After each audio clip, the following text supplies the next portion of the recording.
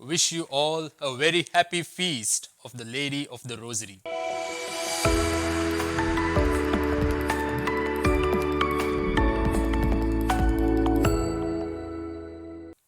Today's Gospel is taken from Luke chapter 1, where we read about the announcement to Mary of the birth of Jesus.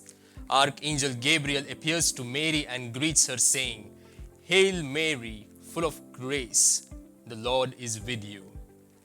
Now, the angel Gabriel was sent by God Himself to greet Mary on behalf of Him. So, these are the words of God. Each time when you pray the rosary, you are repeating the same word of God, and there is power in the word of God. In the letter to the Hebrews chapter 4 verse 12 we read, "The word of God is alive and active. It is sharper than the double-edged sword." So when you pray Hail Mary prayer repeatedly, holding the rosary in your hand, the evil spirits are driven out. They are driven out of your homes.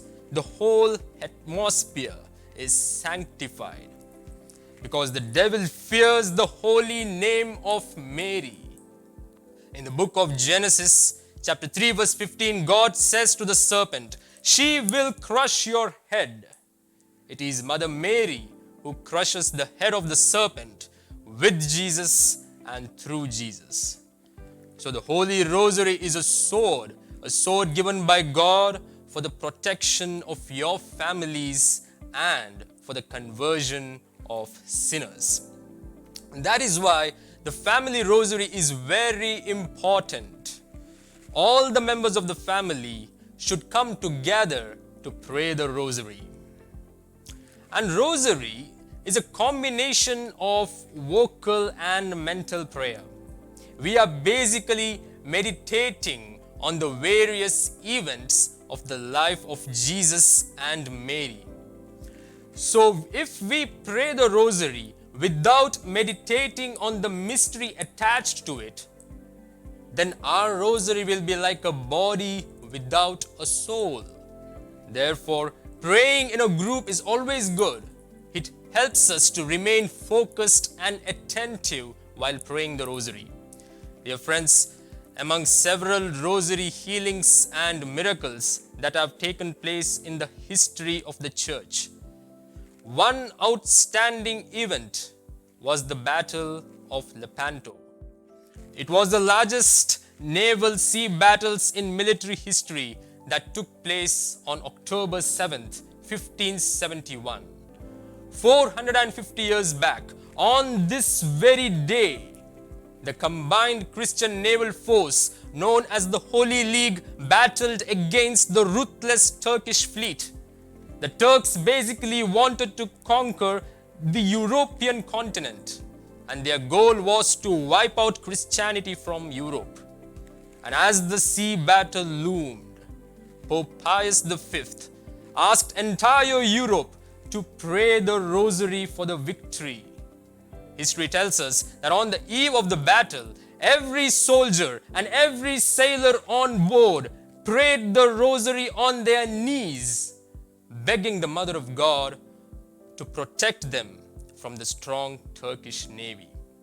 And through the intercession of Mary, our Mother, God granted victory to the Christians in the battle. So Christianity in Europe was saved by the power of the Holy Rosary. That is why every year on this day, October 7th, we are celebrating this great victory of the Rosary. Today, most religious, mainly we the Dominicans, wear the Rosary on our left side as a part of our religious habit. This is because in the olden days, the soldiers unsheathed their swords while fighting using their right hand from the left side. So it is a spiritual weapon, my friends, that restores peace and order in the world. Finally, in the year 1917, during the First World War, Mother Mary appeared in Fatima and said, "I am the Lady of the Rosary.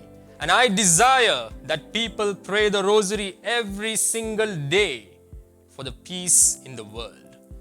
Even today, my friends, we are in a state of war, but a different kind of war.